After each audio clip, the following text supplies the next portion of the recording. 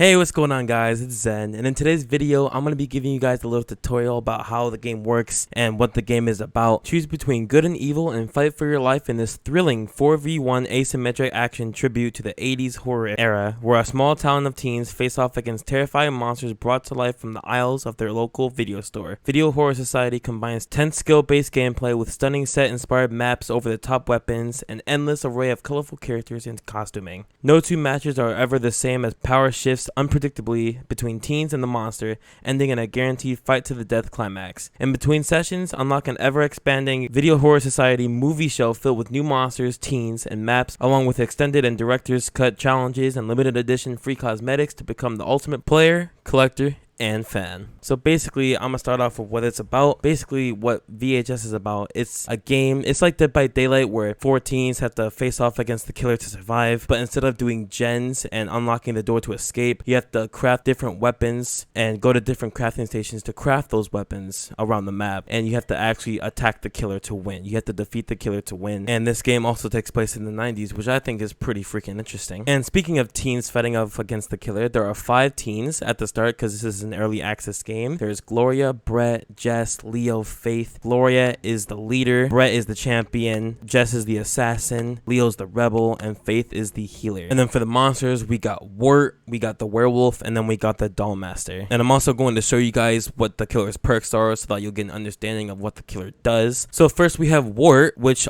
his 3 perks are all consuming, easy target, and lethal weapon. His all consuming perk fuels his rage for 15%, 30%, and 45% faster when you're feasting. Then we have easy target. When an active teen more than 28 meters from you gets within 10 meters of 2 active teens, you will be alerted, and these teens will be exposed for 4 seconds, which can only be activated every 120, 90, and 60 seconds. Then finally, we have lethal weapon. Increases the life lost when teens are injured by your basic attack by 4%, 8%, and 12%. Then we have the werewolf, which his perks are body count, ruthless, and scream fest. Any prone teens that are moving or controlling a spectral not applicable within 20, 20, 28 meters are exposed. Then we have his ruthless perk, which will allow you to recover from a missed attack 13, 26, and 39% faster. Then finally, we have his scream fest perk. Teens affected by the monster's scream are disrupted for 12%, 24%, and 36% longer. And last but certainly not least, we have the doll master, which his 3 perks are ambush, deadly bite, and hidden agenda. When a teen fails a crafting skill test, they will be exposed for 3 to 5 to 7 seconds. His deadly bite perk is when a teen uses a candy bar, you will be alerted, and they will be exposed for 2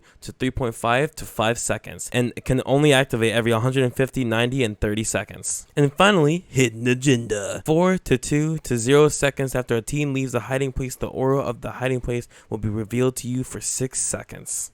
Now that you know who the monsters are, what they do, and what their perks are, now it's time to move on to the crafting stations and weapons. Now the crafting stations are one of the most important things in this game, because survivors have to use it to kill the killer to win. There are a total of 8 crafting stations present in each map, with 2 stations of each stigma type placed separately in predetermined locations. The monster player can always see the stigma icon above each station, allowing them to pinpoint each station's location through walls. Pretty self-explanatory. The teens must first find and approach the crafting stations around the map, as I said before and earlier. The station's stigma icon will become visible through walls to teens when they are within 20 meters. Moving close to the station prompts the teen player to select a weapon they have already unlocked and begin crafting. During crafting, the station emits a loud construction sound in a radius of meters, which all players can hear. And there are 4 crafting stations: burn, purify, curse, and shock. Now the consumables. Within each maps, there are 2 vending machines. There's a purple vending machine and an orange vending machine. In the orange vending machine is the candy bar, which you can consume to get a little bit of your health back, but not much. And the purple vending machine is the soda can vending machine,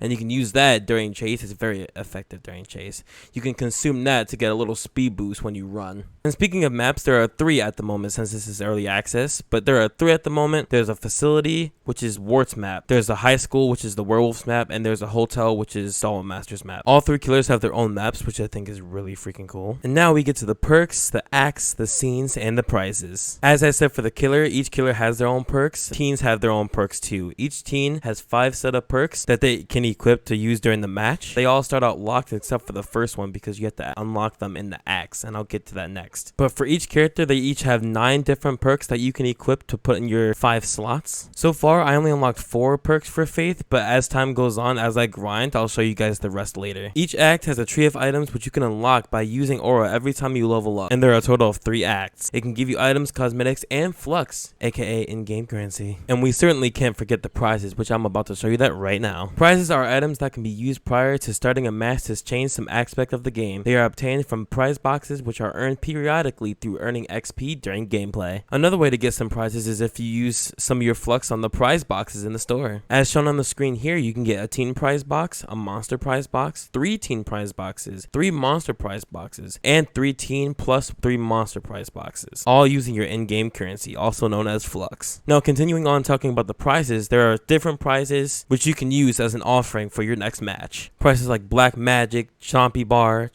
Stash, Clash Cola Stash, Foam Sword, Movie Popcorn, Noisemaker Stash, Shades, so on and so forth. And there are also monster prizes too, like for example, Chompy Binge, Chompy Rapper, Clash Smash, Cola Cruiser, Late Fees, Mousetrap, and all those other great goodies. And there are also generic prizes too, such as Club VIP Pass, Double Feature Action, Double Feature Creatures, Double Feature Horror, Double Feature Thriller, Feature Action, and yeah, all that great and wonderful stuff. And there's also really cool challenges that you can try and complete to win cosmetics and stuff like that, which I find pretty freaking awesome. Now let's get to the healing stuff. If you're injured, there are heal stations around every map where you can heal yourself if your teammates can't get to you in time. And when you're injured, you leave a little rainbow glitch puddle. It's like your blood, in which killers can follow to see where you are if they lost you in a chase. And when you're injured, your character makes the groans of pain noises that killers can use to their advantage to find you when they are near you in a certain radius. Now, say if you got downed.